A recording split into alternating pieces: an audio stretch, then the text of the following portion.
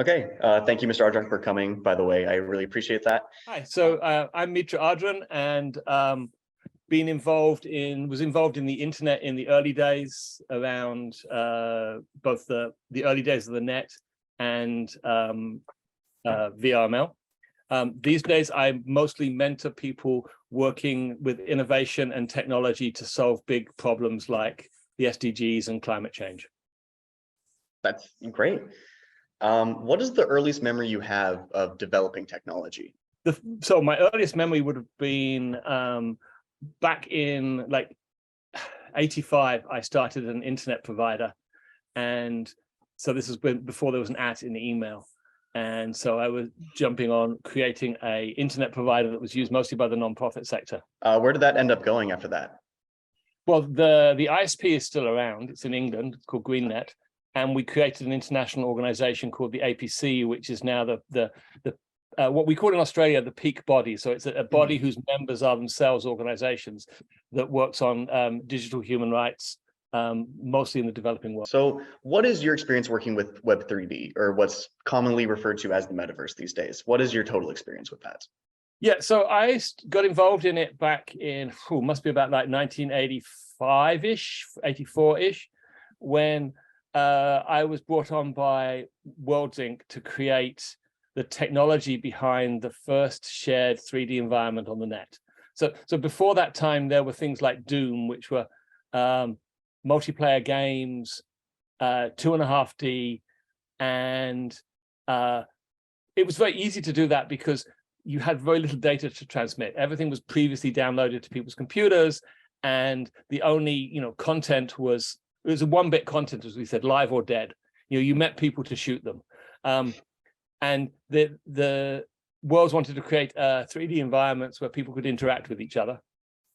And so we created Worlds Chat. That was a 3D space station, and your avatars were like penguins or chess pieces or teddy bears, things like that.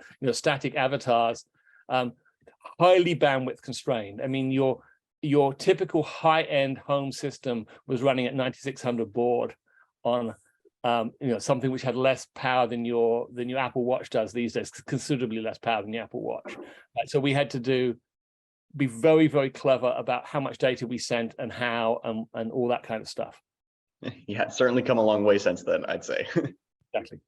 Yeah. So all the environments, of course, were pre-downloaded, but all textures, all the 3D models, but the content of where everybody else was itself, we had to be very careful about, because at 9600 baud for a shared environment, you've got to be super economical on what you're doing. Going back a little bit, were there other VRML or web-based projects that sort of influenced the way that you approached your contributions to Worlds Inc. and VRML 2.0? Well, of course, that was before VRML, right? At that time, right? Well, so VRML, I think, existed at the time, but it was static. There was no movement in it. It was like a way of describing 3D models. We didn't use it for Worlds Chat. There wasn't really the rendering power that we needed in it at that time. We then went on, while I was at Worlds, we started work on what was called VRML 2, which was adding interaction, adding the ability to put a piece of JavaScript attached to a node so that you could describe what it did. And obviously the part that we were interested in was then how could you then use the network to send instructions that could then be used to move objects in your world. And so VRML 2 was that part. Living Worlds was the interaction part.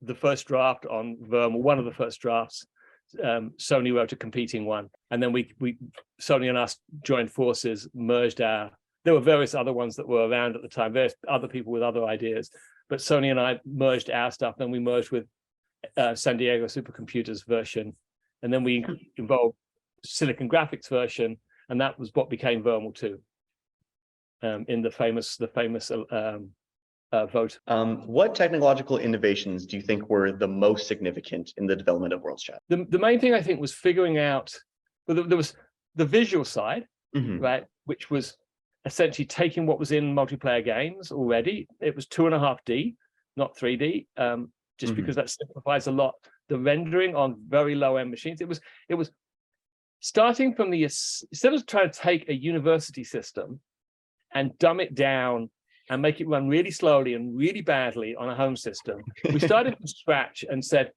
how do we design something for the system that the median person out there has, right? The graphics capability, the processing power, and the bandwidth. And so we designed from that point. In particular, for example, deciding whose updates you got. There's no point in telling you the precise position of an avatar that's on the other side of the room. Right? You need to know roughly there's someone on the other side of the room, but you don't actually need to know precisely where they're standing, right? If you've only got a limited bandwidth. So there's a lot of innovation that went into both Worlds Chat and the development of that, about what do you send to who, when. Yeah. So would you say that accessibility was one of your top priorities during the development of this?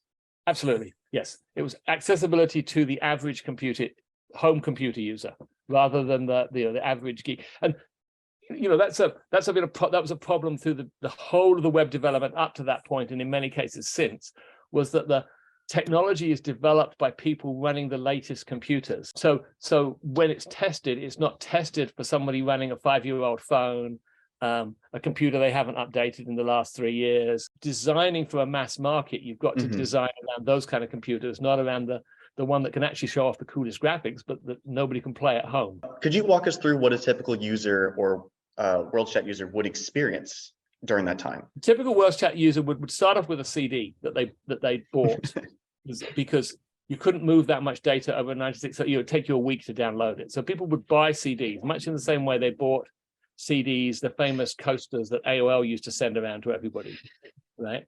It's the same idea. You couldn't download large amounts of applications. So they start off with a CD, they'd load the CD, it would drop them into a environment with a static image of a space station, where they would pick a name and they would choose from a menu of avatars, static avatars, and we kept adding them. But like you're talking about your typical toy or cartoon character, or you would then drop into the environment where you would see other people in a room that you were in, not a continuous 3D world, but a room which had various doors and things, and like an escalator that went up to different levels, and rooms with different themes and different ideas. And you'd move around in a room chatting with the people and then if you move through a door, you'd be moved into a different room where you would interact with other people with their avatars. And everyone, each room was artistically themed differently. Is there a project or experience that ran on a platform you developed that stands out to you? That's something that's a bit more memorable than the rest. Well, I think Starbright, because Starbright was designed for kids in hospitals. Starbright was a charity run by Spielberg, the director, and his charity helps make the lives of kids in hospital better, not through medical stuff, but through of course, stuff to make their lives more fun and less that they're only interacting with medical stuff. And so he designed this quite high environment that could be like a kiosk that was rolled into a kid on a bed, and the kids would then have avatars that moved around in that world and again interacted with each other and chatted. Mostly kids talking to each other, although Spielberg had a tendency to drop in as an avatar and wander around the space as well. I think you're interviewing Tamika. She can tell you a lot more about that. She was the lead designer on it. Oh, wow. Yeah, it must feel very enriching to have such a positive impact on the world directly from something you worked on. How did you picture Web 3D in the year 2020 back then when you were developing things like VRML? Well, I think we pictured it in the year 2000. So we were, yeah. right. It took a lot longer to get to where it is. A lot of us had read the book Snow Crash, which is really where the idea of the metaverse came from, Neil Stephenson's book. And so we imagined a world where instead of using a 2D environment, we would put on goggles, or which of course didn't exist in those days at low-end level, and that would be our chosen way of working with the internet. I think at the time we hadn't realized that in many ways 2D is actually an easier environment to use because it's more integrated with what you're doing. Like while I'm having this conversation with you, I can make notes on a piece of paper. If I was wearing goggles, that would be really hard. Yeah. So we envisaged that people would interact with advertising and community environments and informational environments all in 3D. Where you and of course we also imagined it being, things would get more realistic as we went, so it would look more like high-end CGI rather than a bunch of chess pieces walking around. Yeah. Now that we are in the year 2022, what do you think the next generation of Web 3D is going to look like? Do you have a vision of what might replace the next gen Web 3D in the future? Not my strong point. I've not worked on 3D for a long time. It's been interesting to see Meta jumping in there and putting out their ideas of what the future will look like in a Facebook controlled environment. I hope it's not a Facebook controlled environment that we end up in. I think the power of Web 1.0 was anyone could run a server. Standards allowed people to use one piece of equipment, one piece of software to interact with any server out there. I think if we go down a Facebook world, we won't have that, which means we'll have a very limited set of technology designed by one player, rather than a set of compatible worlds that you can move between and of course take your avatar with. You create a digital persona, and then you move between different people's creations where you interact in those creations, and those creations may have different rules of what a universe looks like, right? They may not all be the same technology. Take, for example, something from Worlds Chat, which is very different from how a lot of worlds do it. A lot of worlds have a 3D grid system, right? X, Y, and Z, and everything is consistent. If you have a house that occupies 100 square meters of virtual space, you have to move past it 100 square meters to get to the next one. When we were designing Worlds Chat, we didn't work within those constraints, and nor Paragraph, which is where I was later. I remember we can bend those rules. You could have small boxes that are a house, and you could walk 10 virtual meters to walk to the next house, but when you walk through the door of that house, you could a couple of hectares, right? Because there's no logical reason in a shared 3D environment where you have to use the same rules of the physical universe that you do in the rest of the world. So this was, of course, was known as the TARDIS effect after the Doctor Who series. Right. Where the space inside is more than the space outside. Yeah, I kind of going off of what you said earlier about meta. Now that metaverse is becoming more of a household term, what kind of technological or cultural changes do you think have arisen since, with this like renewed interest in the metaverse? Like, how has that kind of changed? The biggest, I don't know about culturally, I think the biggest change in many ways is that 3D, like goggles, are now good enough that a good 3D environment, you can suspend disbelief. You were never going to suspend disbelief when you're in a 2D space station floating around like a chess piece.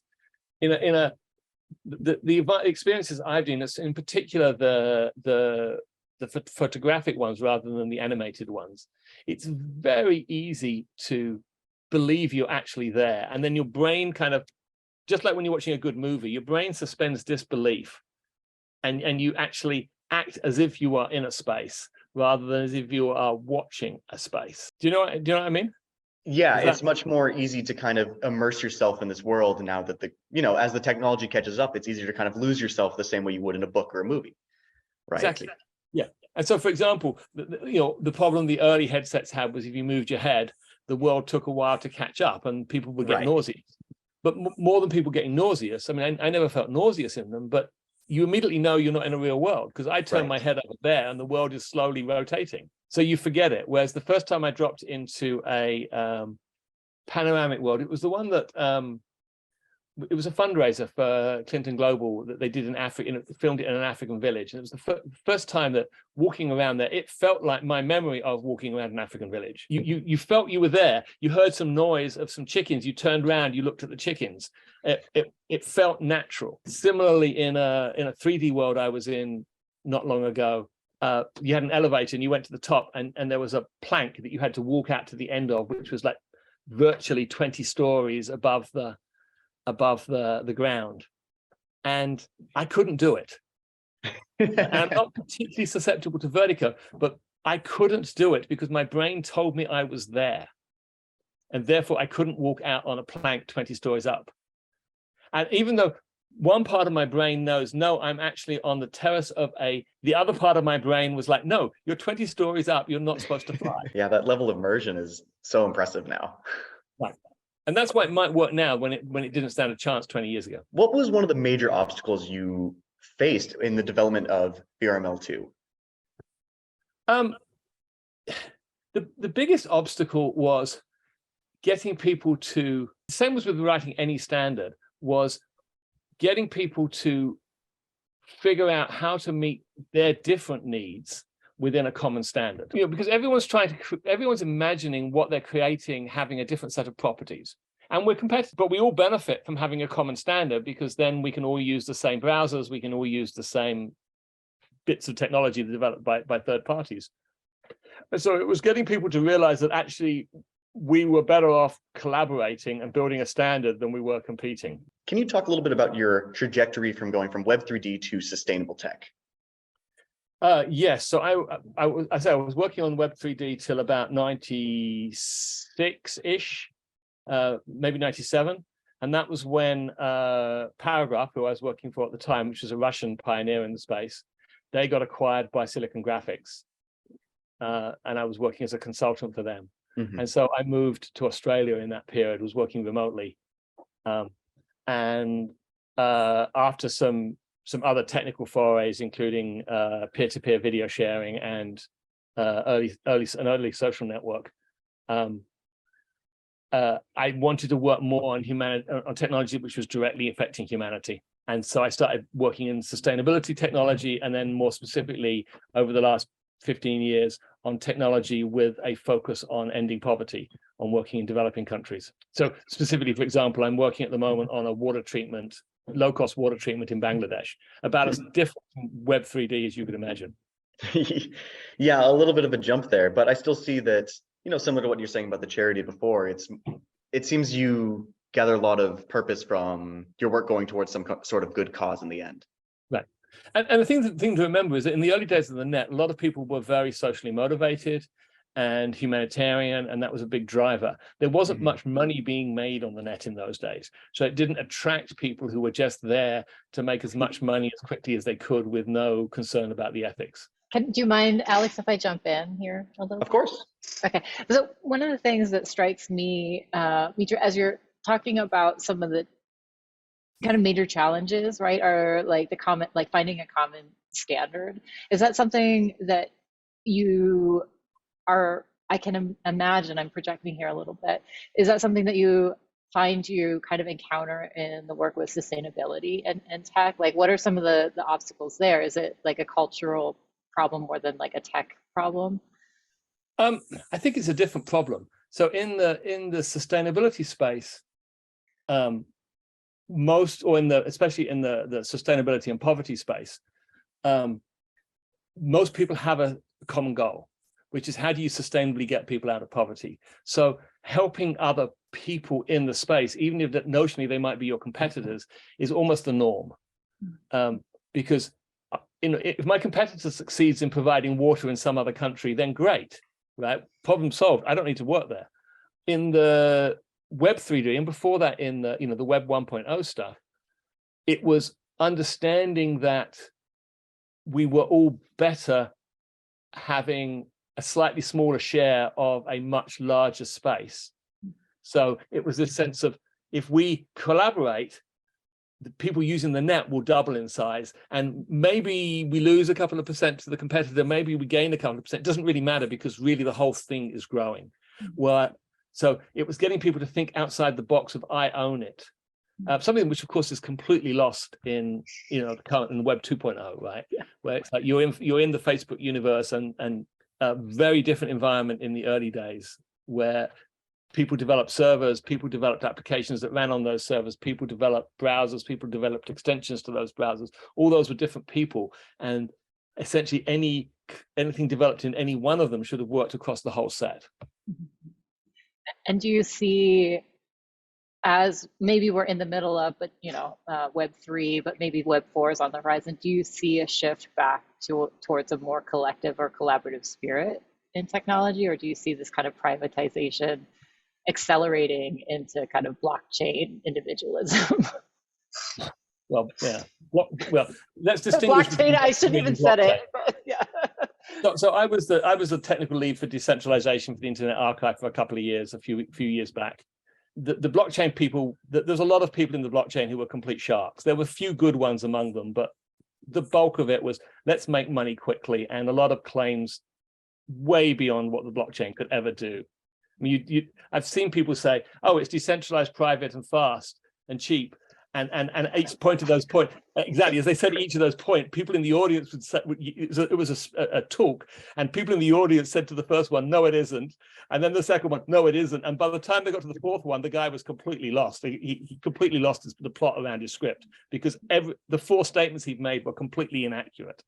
But that was what was being put out there. Web3 is a bit different. There is the potential for things to work together, and you see that a bit in the move from Twitter to Mastodon, where you've got people organized around a common standard called ActivityPub rather than around a particular single piece of technology. So you can build different technology based on ActivityPub and share social networks with other people, which is really how social networks should work. I also see, unfortunately, a tendency in Web3 for people to boil the whole ocean. So they'll design from the protocol level up to the application level, and they'll try and replace every layer rather than saying, okay, how can we do decentralized transport but still access web pages, right? And then people might say, well, now we've got decentralized transport, we can do other things over that decentralized transport rather than web pages, or we'll do other things other than web pages, but we'll use HTTP to do it. So there's an unfortunate tendency for people to grab try and do the whole thing. And as a result, of course, they'll all fail because one will be trying one stack and another one will be developing a completely different stack. So because they're competitive, people won't throw the investment in to work on it. Or, as a lot of app developers do, they'll develop for all three and take the minimum common subset of it, which is almost nothing. And then they'll develop HTTP as well in case the whole thing fails. It's so mind-boggling, right? That both the kind of lowest common denominator, but also the kind of redundancies and the zero-sum game of it. Yeah. Which to the corollary means that probably things like Facebook win because they create a single large environment which is worth playing in.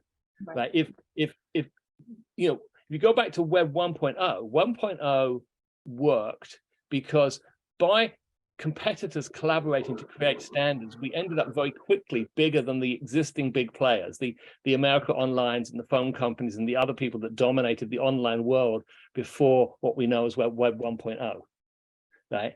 Because each of those were competitors, whereas when we collaborated, all the little guys were bigger than any one of the competitors. Finding a system that sits between all of them, a protocol or something rather than a system, maybe. You mentioned Snow Crasher, and I think it's for a lot of the students and maybe readers of this, because the journal cuts across both tech but art communities.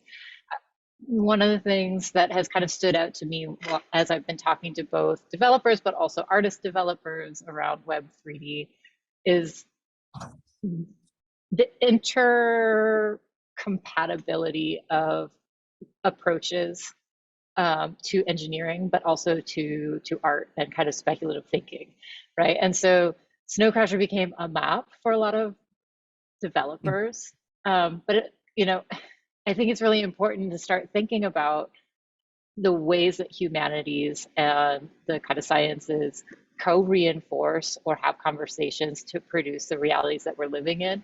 You kind of talk about, a return, to technology that helps humanity more broadly. Can you kind of speak to the relationship that you see between some of the more humanitarian or kind of humanities-based practices and some of the engineering practices that you're a part of? Humanitarian and engineering have had this strange relationship, right, where a lot of engineering is negative, and I see in the humanitarian engineering space, it's a lot of challenges there, right? Because you're trying to develop stuff, but typically for an environment where there's not much money. So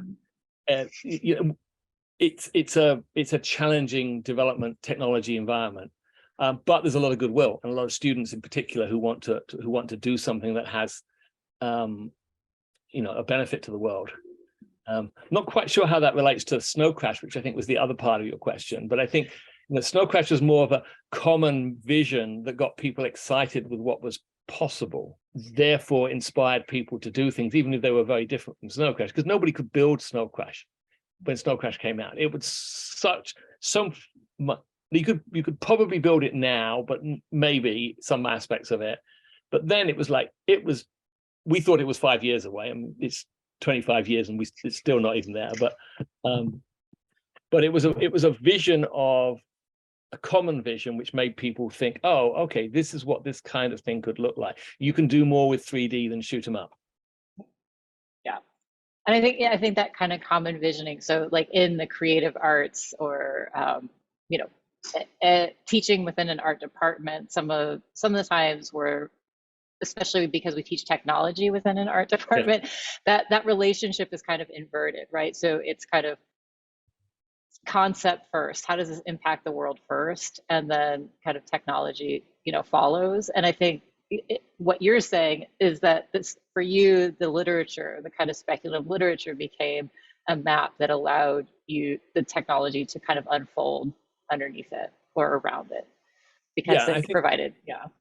Yes, I think the speculative literature informed a lot of the technology in those days, much as in Web 1.0, some of the writings of philosophers, people like Peter Russell, and they were inspired by people like Teilhard de Chardin. Like if you go back down the philosophical chain, had this idea of humanity connected to each other, and in those days, of course, nobody knew what that meant, but when they were writing that stuff, but then that became, oh, we can have people talk to each other, we can have shared forum, we can have email lists, we can have all those things which sound like blasé now, but were revolutionary in the time, that you could have a conversation with the 10 other people on the planet who shared your passion. Or that we could do this, right? Like right. Yeah. But I mean, it's hard for people who were born since that point to think back to a world where you had to save up to make an international phone call, right? Because it probably cost you $1 a minute. Well, I mean, the first internet provider we put online, we charged people $10 an hour to access, and we were the cheapest one in the country. Just one more question I want to ask personally to you is, you've done so much over the past 30 going on 40 years, is what are you the most proud of personally? What development that you've made that you think you're the most proud of? Oh, it's always the most recent thing you've done, but I think Lumita, where we built the technology that was inside a lot of solar systems provided to villages across Africa, and it's 80,000 houses or more with lights on because of the work we did. Yeah, my last question is always, what are we not asking you that we should be? I mean, I think there's a story of what happened after I left the space that's missing. Why did 3D not achieve the potential? We weren't able to create compelling enough environments cheaply enough that they beat 2D as a way of communicating to people. And that will be a valid question for Meta. Even now, with all the technology, can you create a 3D environment which communicates something better than a 2D environment? And gee, I hope it's not all advertising. Well, so maybe our visions of Web 3 and Web 4 and what they can be actually do. I do see from a user base and watching students, they're not on Facebook, they're not Facebook users, they're not Instagram users, they're TikTok, but they're also very much, as you say, kind of more Discord users or kind of application or like situation-based users rather than platform-based users. So I do think, Right. you know, we're producing the next generation of critical thinkers and technology developers. So hopefully Right. the reason to be in Web 3D is connected to our physical environment and the kind of crisis that we see in our physical environment, right? And so I do think that we don't know what that story is yet, but Right. Exactly. I see the future of my students. And video later, I want to thank Alex and thank everybody else who will be touching these little bits of media as they go through to publication. Well, Thank you, thank you. Mitra. Yeah. Ciao. Thank you. Thank you so Take much. care. Yeah.